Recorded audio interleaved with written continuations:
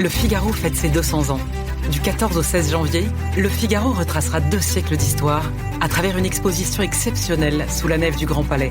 Archives, images inédites, débats et émissions spéciales. Le Figaro, 200 ans de liberté. Un événement unique, gratuit et ouvert à tous. Programmes et réservations sur lefigaro.fr. L'éditorial du Figaro. Un parfum d'éternité par Éric Neuhoff. Elle sortait de nulle part, c'est-à-dire du 16e Nord. C'était une jeune fille bien élevée qui lâchait des gros mots en rougissant.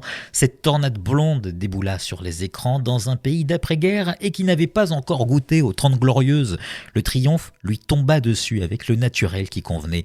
Elle bousculait les codes, dansait le mambo sur les tables de Saint-Tropez. Son corps était une mécanique de précision. La terre entière voulut en connaître les secrets.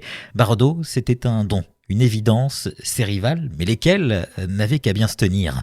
On lui fit jouer les écervelés, elle était sérieuse comme le plaisir. La gloire la gênait aux entournures, elle préféra se retirer à temps en garbeau de la madrague. Cette sagesse en fit une légende vivante. Elle avait toujours l'air de rien, avec sa voix d'écolière prise en faute, curieux mélange de pin-up et de déesse antique.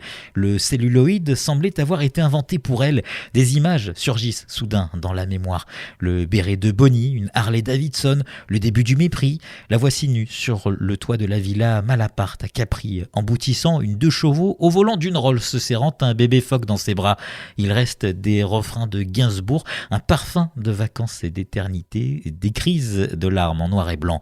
Elle aimait De Gaulle, le champagne et les animaux. Comme le cinéma, les hommes l'avaient peut-être déçu. Il ne méritait pas le détour. Élégance et désinvolture, ce modèle fut unique. Le moule est cassé. Il n'y en a pas eu d'autre. Farouche, ardente et forte, elle savait dire non avec quelque chose d'irrécusable. On le lui reprocha, c'était idiot, elle était elle-même jusqu'à l'excès. Peut-être s'était-elle trompée de siècle, elle qui incarnait si bien le 20e.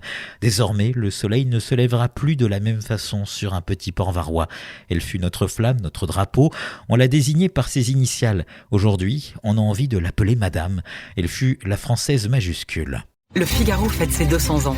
Du 14 au 16 janvier, Le Figaro retracera 2 siècles d'histoire à travers une exposition exceptionnelle sous la nef du Grand Palais.